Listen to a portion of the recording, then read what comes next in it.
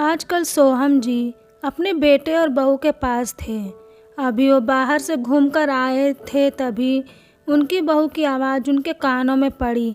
अरे माँ, जानती हो बूढ़ों को दिन भर कुछ न कुछ चबाने को चाहिए और 5-6 बार चाय के साथ मिक्सचर, बिस्कुट, भुंजिया, पकोड़े चाहिए होता है। एकदम पक गई हूँ इनकी फरमाइशों का अंबार पूरा करते करते। बहू मानो की आवाज़ सुन ससुर सोहम जी एकदम से सन्न रह गए।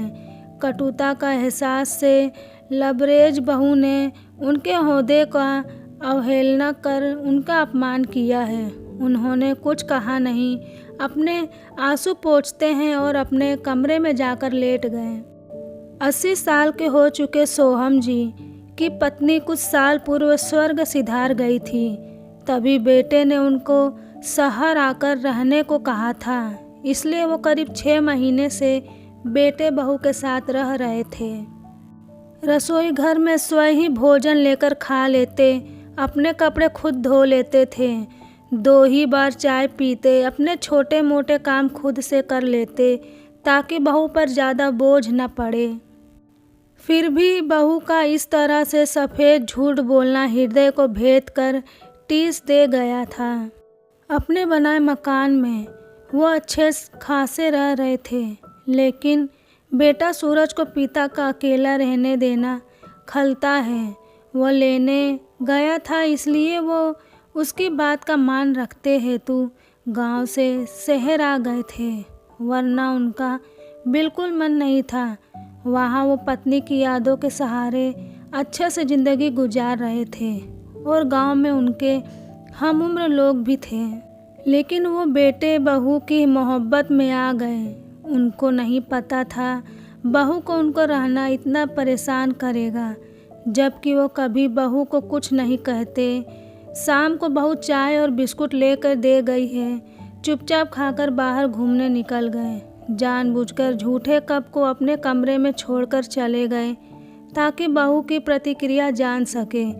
2 घंटे बाद लौटे हैं, साथ में बाजार से आम, लीची और 2-4 किलो हरी सब्जी, 1 किलो छेना का मिठाई बहू का हाथ में पकड़ाकर मुंह धोने गुस्लखाने में गए।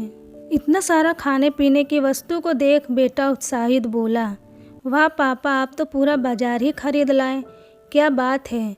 और मिठाई के डिब्बे से मिठाई खाया और पापा को खिलाता है।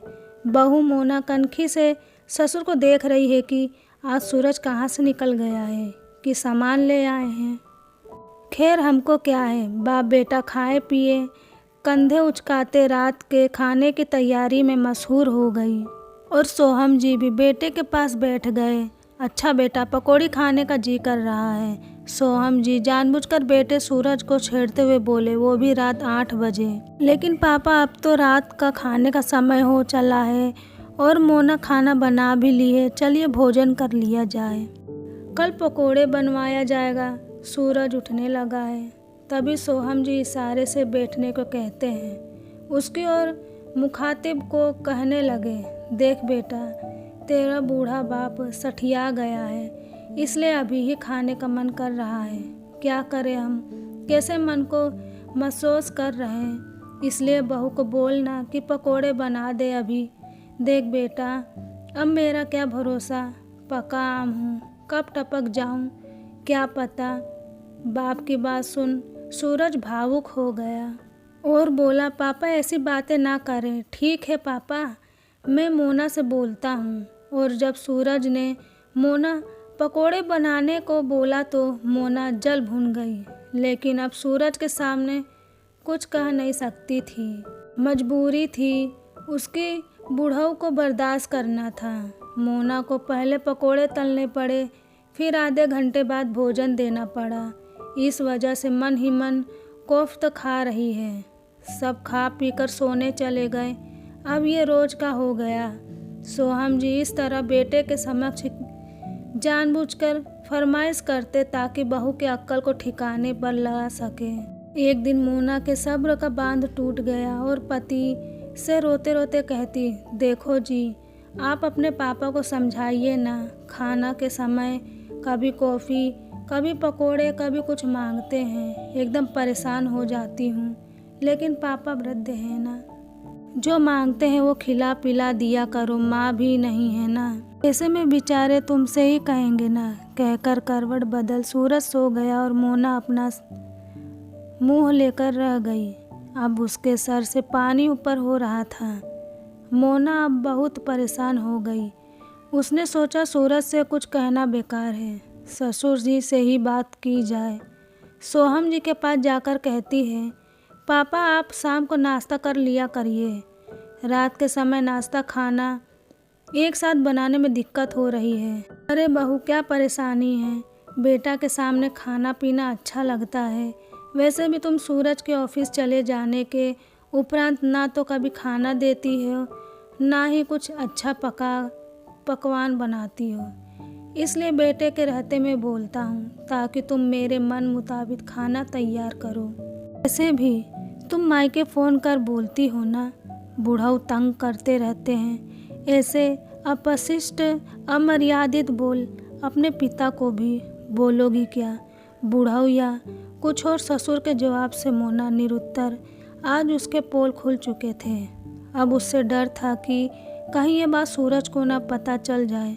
अब मोना सोहम जी का बहुत ख्याल रखती और उनसे माफ़ी भी मांगी। सोहम जी ने कहा, बेटा तो इज्जत अपने पिता की करती हो, थोड़ी सी ससुर की कर दोगी तो छोटी नहीं हो जाओगी। मोना ने कहा, बाबूजी मुझे माफ़ कर दे, मैं गलत थी। सोहम जी ने बहू के सर पर हाथ रखा और उसको आशीर्वाद दिया। अब घर का माहौल बहुत खुशगवार था। अक्सर सोहम जी बहू की काम में मदद भी करवा देते और मोना का मूड भी अच्छा रहता। सूरज भी ये दृश्य देख बहुत खुश होता। हमें अपने बड़ों की इज्जत करनी चाहिए। जैसे हम अपने पिता के लिए अशब्द नहीं कर सकते, वैसे तो ससुर भी होते हैं, फिर हम उनको बोझ क्यों समझते हैं। हम चाहते हैं हमारे माँ बाप भाई भाभी खुश रहें, उनकी हर ज़रूरत को पूरा करें, तो फिर ये बात हम क्यों भूल जाते हैं। वही तो हम पर लागू होता है।